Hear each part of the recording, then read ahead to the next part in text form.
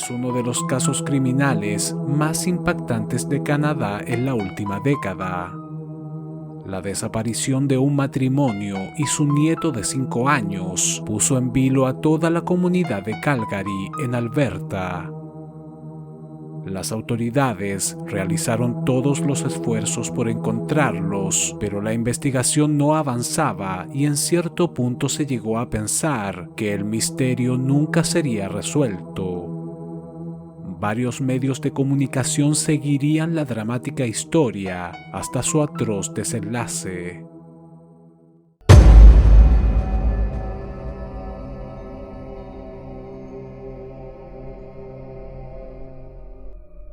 Situada a los pies de las montañas rocosas y las praderas canadienses, la multicultural ciudad de Calgary, en la provincia de Alberta, Canadá, es uno de los mejores lugares para vivir. Definida como el centro de la industria petrolera del país, alberga yacimientos de crudo y gas natural, además de enormes rascacielos que simbolizan su crecimiento y poder económico.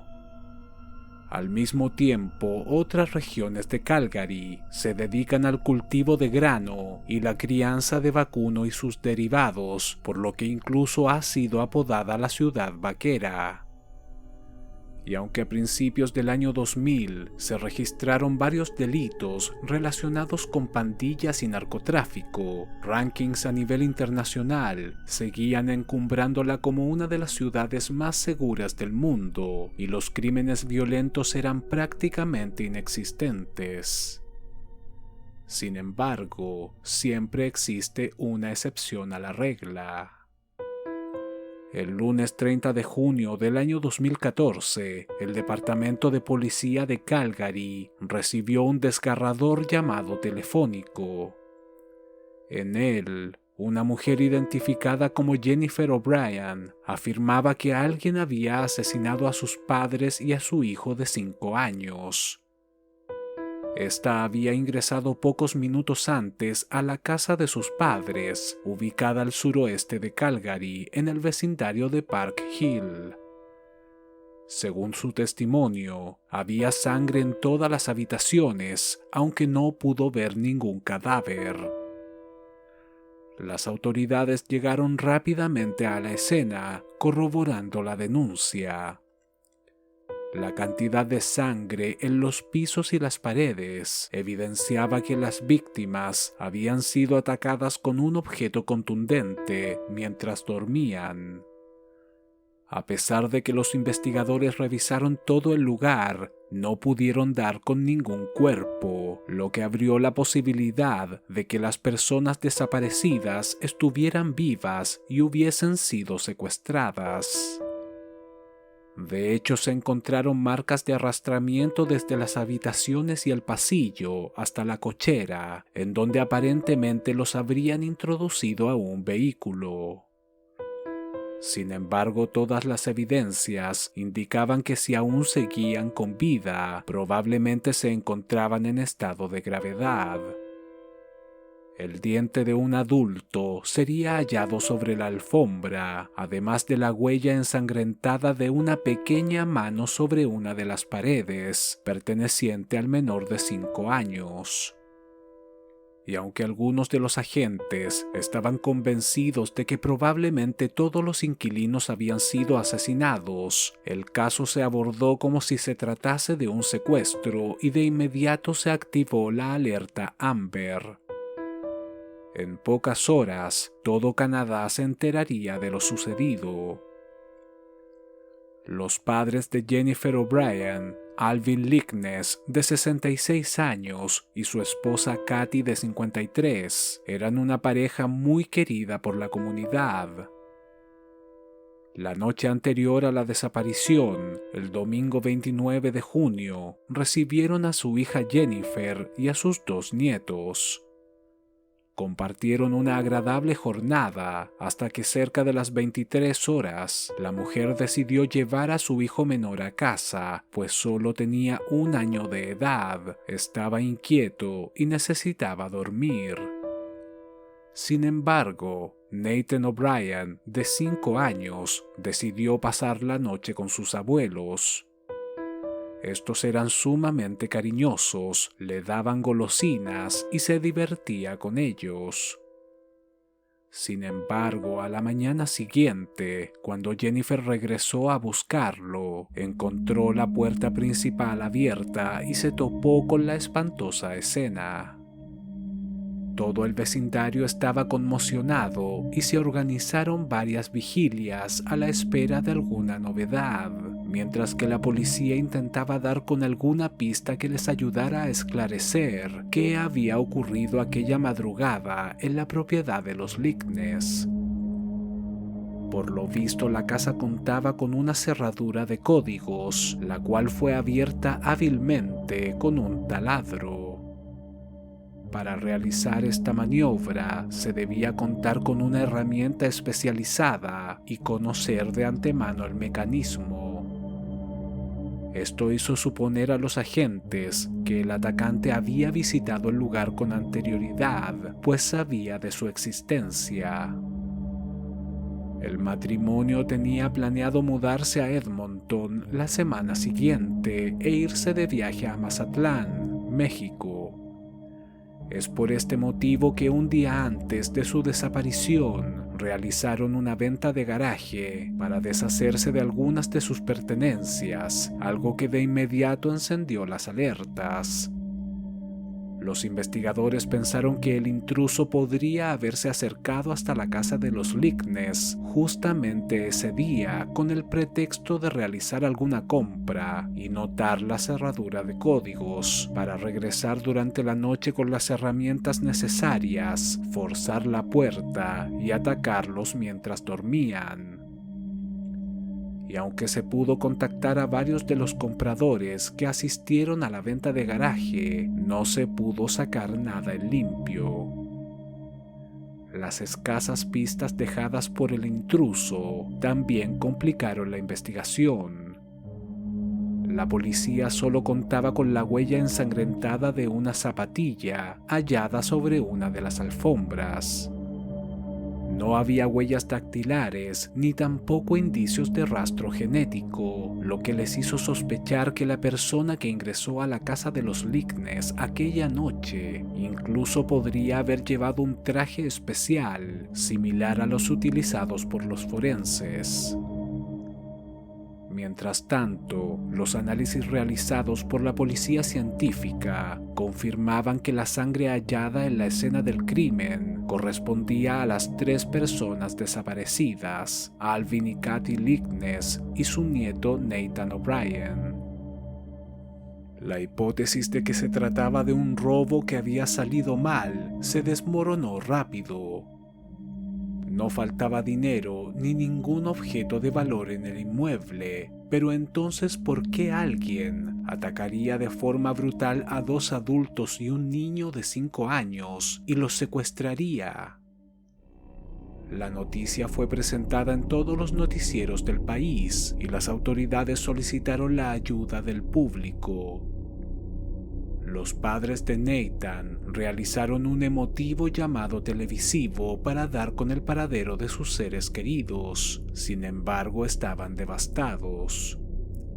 Eran conscientes de que la posibilidad de que los padres de Jennifer estuvieran con vida parecía ser baja, debido a la enorme cantidad de evidencia biológica hallada en la habitación matrimonial. Aún así, mantenían la esperanza de que al menos Nathan se encontrara vivo. La sangre del menor, derramada sobre la cama donde dormía, era relativamente escasa y la huella de la palma de su mano, impresa en una de las paredes, podía significar que al menos aún se mantenía en pie cuando fue secuestrado. Como suele ocurrir en estos casos, el tiempo jugaba en contra de la policía, pero sin un sospechoso al que seguirle la pista, la tarea se hizo difícil. Se revisaron cientos de horas de grabación de cámaras de seguridad pertenecientes a locales y residencias de la zona, hasta que 4 días más tarde, finalmente pudieron dar con la primera pista realmente útil. Una camioneta Ford 150 color verde, perteneciente a un modelo de principios de los años 90, fue registrada rondando la casa de los Lickness aquella noche. Lo más inquietante es que horas más tarde, la misma camioneta fue grabada por otra cámara en una carretera cercana, con un bulto blanco en la parte posterior. La policía sospechó que podía tratarse de los cuerpos de las víctimas. Las imágenes se dieron a conocer inmediatamente al público por todos los canales de televisión y se solicitó su ayuda. Dar con el paradero del conductor resultaba imprescindible para continuar con la investigación. Ese mismo día, una mujer llamada Patricia Garland se comunicó con la policía afirmando haber reconocido el vehículo.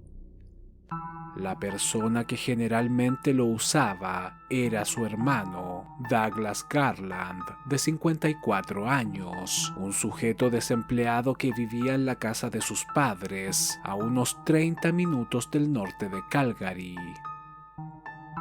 A su vez, Patricia le dijo a la policía que su pareja, Alan Lickness, era hijo del matrimonio desaparecido y tío de Nathan O'Brien, algo que de inmediato despertó el interés de los agentes y se presentaron en la granja de la familia Garland ese mismo día. La enorme propiedad de más de 160,000 metros cuadrados sería registrada por 300 agentes y varios perros sabuesos, pero no pudieron encontrar nada incriminatorio en los alrededores. No había personas secuestradas ni tampoco cadáveres. A pesar de todo, la policía decidió asentarse en el lugar por tiempo indefinido hasta dar con alguna pista.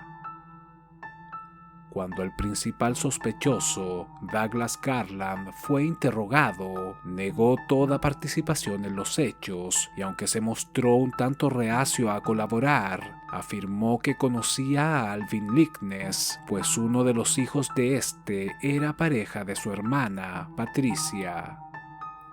Sin embargo, también dejó en claro que no eran amigos, que no hablaban desde hacía varios años y que no tenían ningún tipo de relación.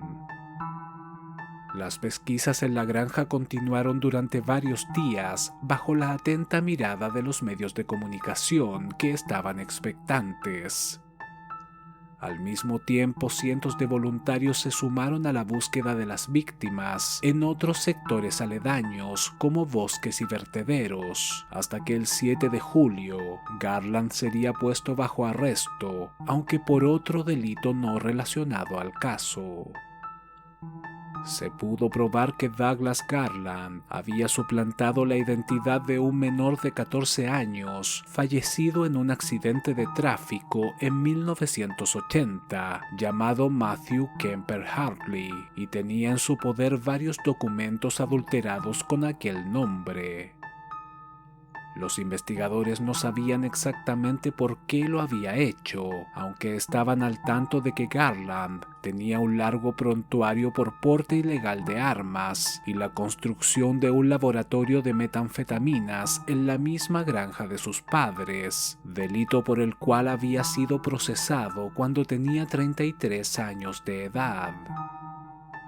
El arresto de Garland hizo que varios periodistas especularan con respecto al avance del caso. Sin embargo, sería puesto en libertad el día 11 de julio, tras pagar una fianza de $750. Y es que a pesar de que era el principal sospechoso de la policía, no existía evidencia que lo vinculara a las 3 desapariciones. Sería advertido por las autoridades de que tenía estrictamente prohibido acercarse a la granja mientras continuara la investigación. Sin embargo, este hizo caso omiso y fue descubierto intentando colarse en la propiedad el día 14 de julio, cerca de las 1:30 de la madrugada.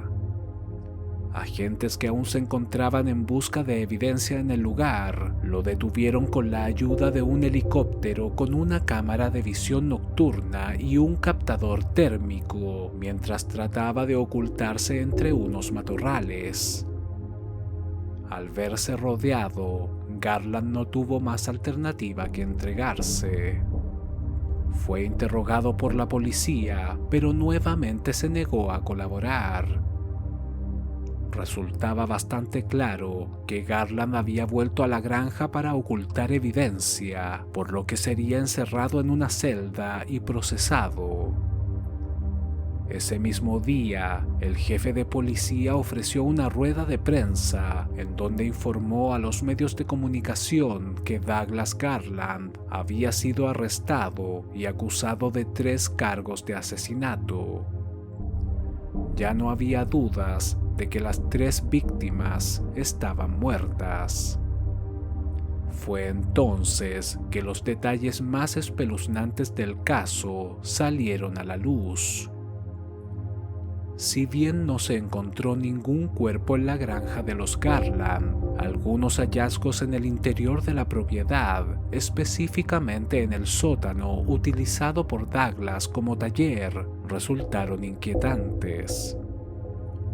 Cuchillos de distintos tamaños, látigos, sierras de mano y circulares, cadenas, candados, collares y correas de cuero, esposas para adultos y niños, ganchos para colgar carne, una camisa de fuerza y varias armas de fuego serían incautadas por la policía y enviadas a un laboratorio en busca de evidencia genética. En una de las habitaciones de la casa también se encontraron pelucas y ropa femenina, además de 89 pares de zapatos, tanto de hombres como de mujer, de la talla de Garland. Algo que de inmediato llamó la atención de los investigadores es que se halló una caja de zapatillas correspondiente a un modelo que coincidía con la huella dejada en la escena del crimen, pero aunque registraron exhaustivamente el lugar, no pudieron encontrar dicho calzado. En la biblioteca del taller de Garland, los agentes encontraron un par de libros simplemente desconcertantes, como Matar sin alegría, el libro completo sobre cómo matar, el manual del traficante de la muerte y otro titulado Manual de envenenamiento, todos estos orientados a cómo cometer crímenes. En el entretecho se pudo hallar un disco duro que contenía una enorme cantidad de fotografías de cadáveres reales, incluyendo algunas de las víctimas fatales de la infame pareja de asesinos canadienses Paul Bernardo y Karla Homolka, con los cuales aparentemente Garland estaba obsesionado.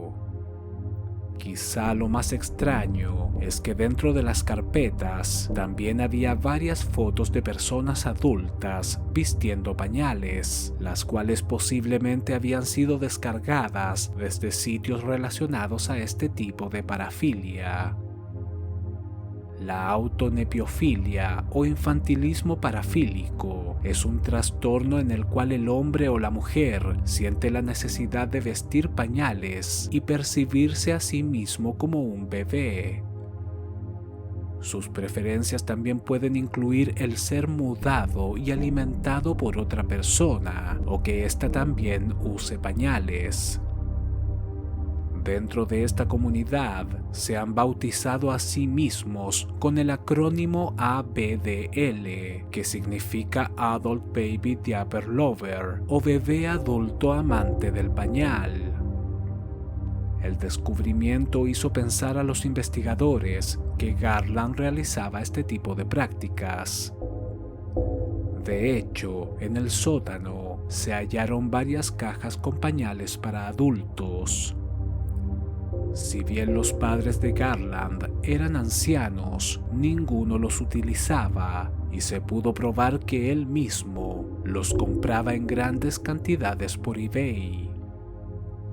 También se tuvo acceso al historial del navegador de internet de Garland, en donde se repetían búsquedas como la tortura más dolorosa, disección humana, moler huesos, solución para remover manchas de sangre, además de información relacionada al tipo de cerradura de códigos que había en la casa de los Licknes y cómo forzarla. Garland realizó búsquedas específicas, consultando cuál era la mejor hora para ingresar a una casa ajena. Por lo visto, algunas de las páginas web consultadas recomendaban las 3 de la madrugada. Pero las pistas más significativas provendrían de un par de barriles quemados y llenos de ceniza que se encontraban en el exterior de la propiedad. Si bien los agentes se fijaron en ellos cuando comenzaron las pesquisas el día 4 de julio, esta vez decidieron realizar un análisis exhaustivo de los restos, encontrando pequeños fragmentos que parecían ser huesos calcinados. Poco después, estos serían identificados como humanos y pertenecientes a Alvin Licknes, su esposa Kathy y el pequeño Nathan O'Brien. Entre las cenizas también se encontraron un par de lentes que pertenecían a Kathy Licknes. El ADN de las 3 víctimas también sería hallado en una sierra de mano, un cuchillo, unos ganchos para colgar carne y un par de botas de goma.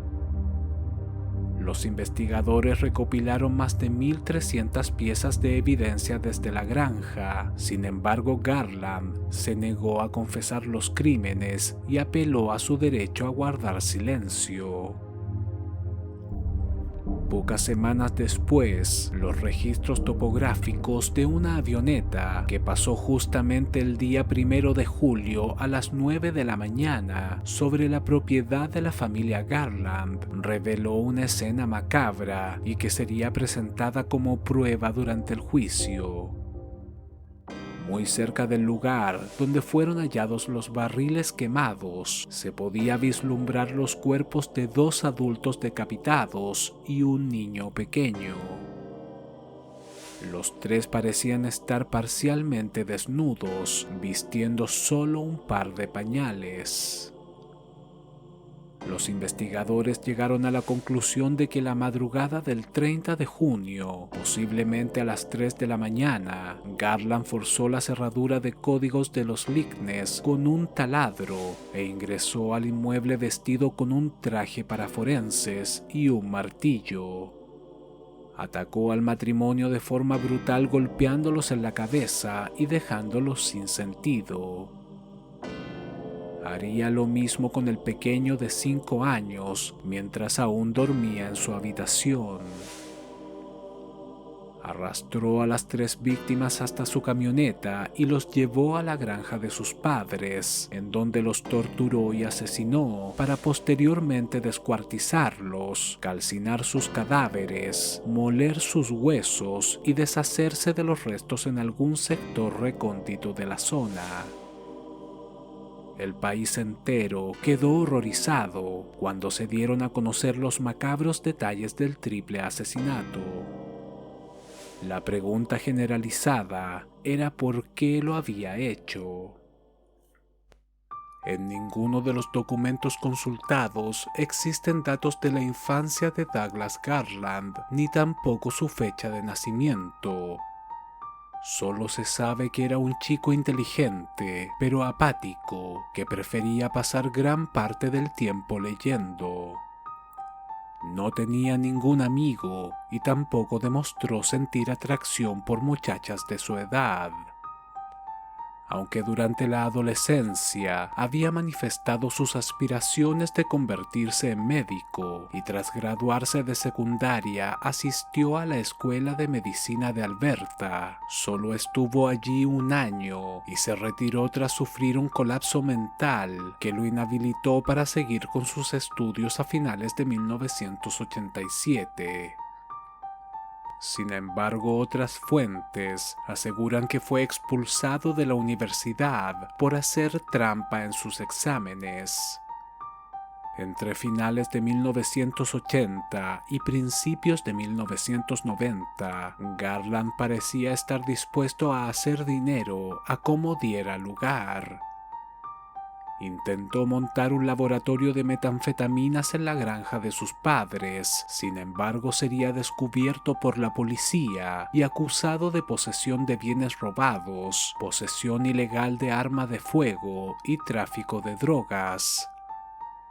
Asistió a su primera comparecencia ante el tribunal, pero posteriormente huyó a la Columbia Británica y vivió allí durante 7 años, adoptando una identidad falsa, la de Matthew Kemper Harley, un niño que había muerto en un accidente de tráfico en 1980. A pesar de que trabajó en un laboratorio de Vancouver y fue calificado por sus superiores como un sujeto sumamente inteligente, mantenía escaso contacto con el personal. Generalmente estaba de mal humor y prefería estar solo. Garland sería descubierto por las autoridades cobrando beneficios asociados a la identidad que había suplantado y sería condenado a 3 años de prisión, de los cuales solo cumplió 6 meses por buena conducta. Una junta de psicólogos lo consideró inofensivo y con bajas probabilidades de reincidencia. Desempleado y sin dinero, se vio obligado a regresar a la casa de sus padres en el año 2000. En el año 2006, Patricia, su hermana, le presentó a Alvin Lickness, el padre de su novio. Alvin era un inventor y un hombre de negocios que estaba ideando la construcción de una bomba de aceite para la explotación de petróleo. Patricia sabía que su hermano era alguien inteligente y fue quien se lo recomendó. Douglas Garland y Alvin Lickness trabajaron juntos durante un tiempo en los planos de dicha máquina. Sin embargo, a principios del año 2007, la relación llegó a su fin, cuando Garland simplemente dejó de contestar las llamadas de Lickness. Poco tiempo después, Lickness decidió patentar el invento, a pesar de que se había resignado a que el proyecto nunca saldría a la luz y que no ganaría un solo dólar con él. Aún así, cuando Garland se enteró, aquello lo enfureció. Pasarían 7 años antes de que finalmente decidiera cobrar venganza. Este sería el motivo, según la fiscalía, por el cual Douglas Garland odiaba a Alvin Lickness y planificó su asesinato. Poco antes del crimen, se enteró que Alvin y su esposa se mudarían a Edmonton, por lo cual decidió actuar rápido. Estaba dispuesto a hacerlo desaparecer a él y a su esposa, aunque es probable que no contara con la presencia del nieto de la pareja, Nathan O'Brien, quien se quedó a dormir aquella noche. Aún así, no le perdonó la vida. Durante el juicio, celebrado a principios del año 2017, los expertos dictaminaron que las 3 víctimas aún estaban vivas cuando Garland las arrastró hasta su camioneta y las llevó a la granja de sus padres.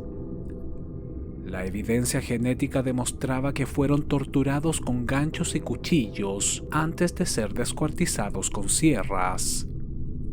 A pesar de que se pudo presentar evidencia forense, ningún cuerpo pudo ser recuperado.